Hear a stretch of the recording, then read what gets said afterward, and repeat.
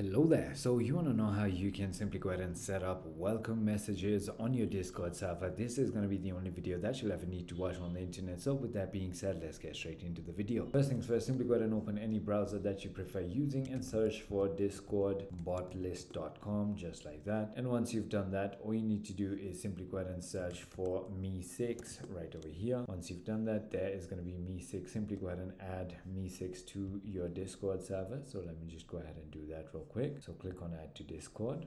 It's going to ask you to log in with your Discord.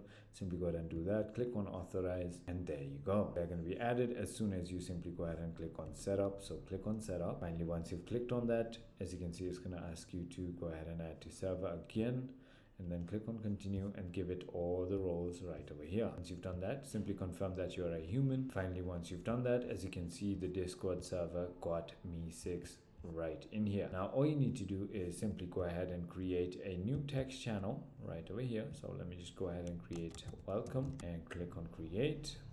There you go. And now all you need to do is simply go ahead and head into this server right over here.